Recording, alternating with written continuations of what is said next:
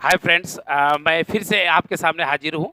आप जिस चैनल को देख रहे हैं उसका नाम है यूनिक क्लासेस बाय मजर सर। पहले बता दूं कि आज के क्लास में हमने क्या लिखा है यहाँ पे कुलम्स लॉ।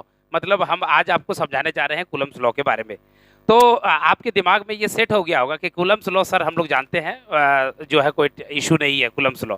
मैं गारंटी के साथ आपको कह सकता हूँ कि आज के क्लास में आपको कुलम्स लॉ को एक डिफरेंट व्यू आपको मिलेगा।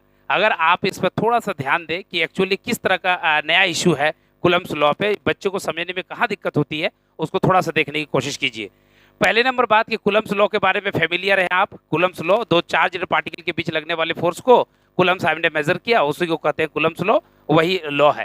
तो उन्होंने बताया, जैसे कि यहाँ पे मैंने लिखा भी है कि द फोर्स ऑफ अट्रैक्शन और द रिपल्सन, दो चार्ज पार्टिकल अगर दोनों पॉजिटिव हो तो रिपल्सन होगा, एक पॉजिटिव और एक नेगेटिव हो मतलब अपोजिट चार्जेज होगा तो अट्रैक्शन होगा।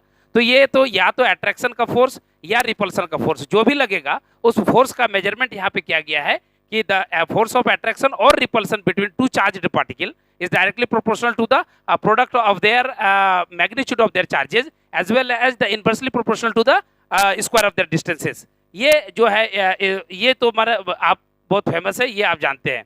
परंतु आज के क्लास में हम क्या सिखाने जा रहे हैं आखिरकार नया, आपको बता दूं मैं कि ये तो दो स्टेटमेंट आप देख रहे हैं। F M is directly proportional to दो चार्जेज है कि point charge Q1 and Q2 है। पॉइंट चार्ज एक तो जीरो चार्ज नहीं माना जाता है।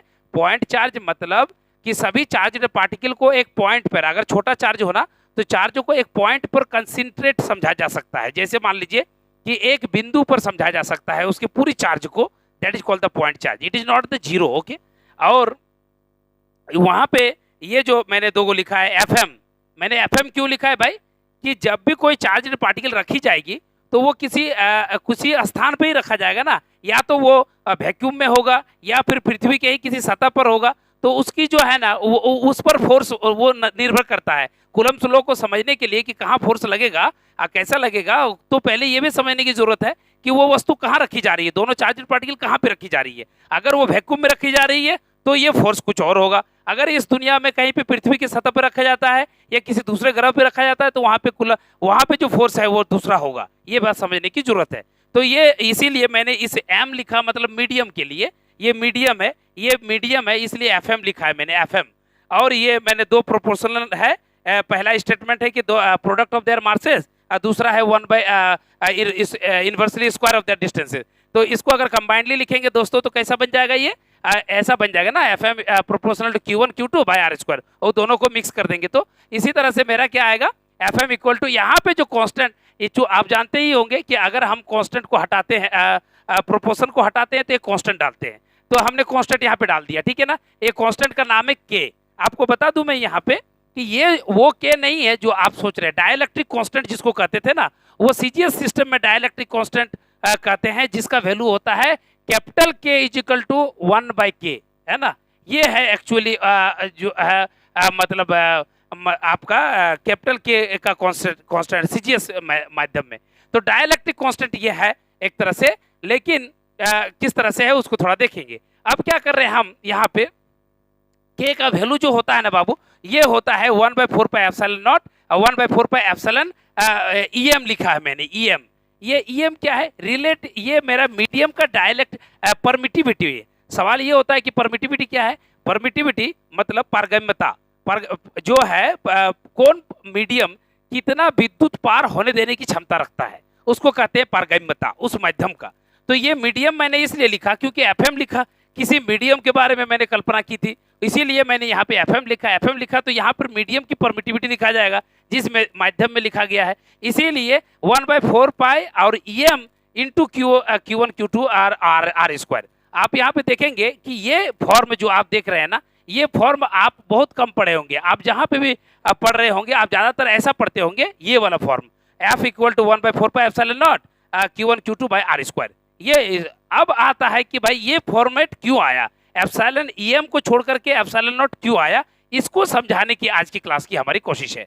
एक हो गया क्या कि 1/4π एप्सिलॉन नॉट का वैल्यू भी आपको मैं बता दूं, बाद में निकाल लिया गया है, वो है 9 × 10⁹ न्यूटन मीटर स्क्वायर पर न्यूटन मीटर स्क्वायर कूलम -2 पर कूलम स्क्वायर। ओके, अब आता है क्या कि EM को परमिटिविटी कहते हैं, मीडियम को परमिटिव, एप्सिलॉन नॉट का क्या कहते हैं भाई, एप्सिलॉन नॉट को हम लोग कहते हैं permittivity of the free space. मतलब हवा के लिए या फिर स्पेस के लिए। अब आता क्या कि इसका वैल्यू भी हम जानते हैं 8.85 इंटू 10⁻12 वाला, ये जो आप देख रहे हैं यहाँ पे लिखा भी है मैंने 8 into 85 into 10⁻12 coulomb square Newton -1 और मीटर -2। ओके, ये भी हमने लिख दिया है। अब आता है कि देखिए परमिटिविटी, जो मीडियम का परमिटिविटी है ना, वो कैसे हम लोग निकालते हैं। एक्चुअली रिलेटिव परमिटिविटी का कॉन्सेप्ट आ गया। रिलेटिव परमिटिविटी क्या है वो आपके सामने लिख रहे हैं।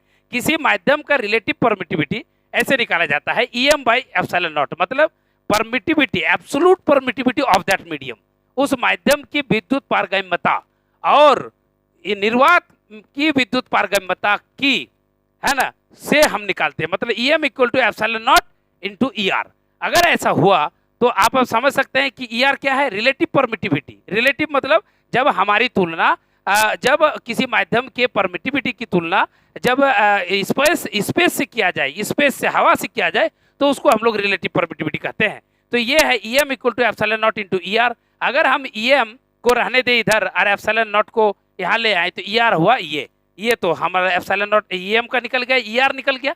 अब दोस्तों समझ लीजिए थोड़ा देर के लिए कि अगर हमारा ये जो भी बात मैंने बताई, ये फ्री स्पेस में बात हो रही है। मान लीजिए थोड़ा देर के लिए कि मैंने 2 चार्ज पार्टिकल रखा कहाँ पे, फ्री स्पेस में, है ना, आसमान में कहीं पे भी रखा। और फ्री स्पेस में रखने के बाद तो वहां पे क्या क्या हो सकता है मेरे लिए, तो देखिए जब फ्री स्पेस में रखेंगे तो EM का वैल्यू क्या होगा, एप्सिलॉन नॉट, मतलब permittivity of the free medium इस free space, permittivity of the medium would be the epsilon naught, क्योंकि हमने फ्री में रखा वहां पे, तो वहां रखा, और ये एप्सिलॉन नॉट तो एप्सिलॉन नॉट है।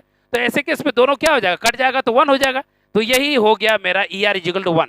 तो जब किसी वस्तु को सच पूछा जाए, तब जब 2 चार्जों को एक्चुअली फ्री स्पेस में हम लोग रखते हैं, तो ऐसे केस में हमारा जो परमिटिविटी, रिलेटिव परमिटिविटी होता है ना, वो 1 हो जाता है। अगर 1 हो जाता है तो दोस्तों यहाँ पे हम देख लेंगे कि EM जो है, EM बराबर क्या आ रहा है मेरे, एप्सिलॉन नॉट इंटू ER।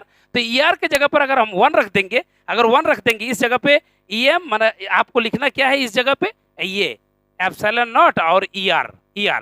चूंकि ER तो 1 बन गया मेरा, अगर ER 1 बन गया तो नहीं हो गया क्या, 1/4 pi epsilon not Q1 into Q2 by R²। तो इस तरह से यहाँ पे मैंने ये पूरा काम किया है, मैंने लिखा भी है। तो इस तरह से जो बहुत सारे बच्चों को EM, ER और ER, EM और एप्सिलॉन नॉट पर कंफ्यूजन होता था, जिसके लिए मैंने ऐसे सोचा कि ये वीडियो में बनाओ और आपको ये कॉन्सेप्ट बिल्कुल क्लियर कर दूं। तो दोस्तों अगर आपको मेरा ये जो है आइडिया सही लगा तो निश्चित रूप से आप हमारे चैनल को सब्सक्राइब भी करेंगे और उस पर कमेंट लिखेंगे। अगर अभी भी कोई डाउट रह जाता है तो निश्चित रूप से आप कमेंट करेंगे। धन्यवाद।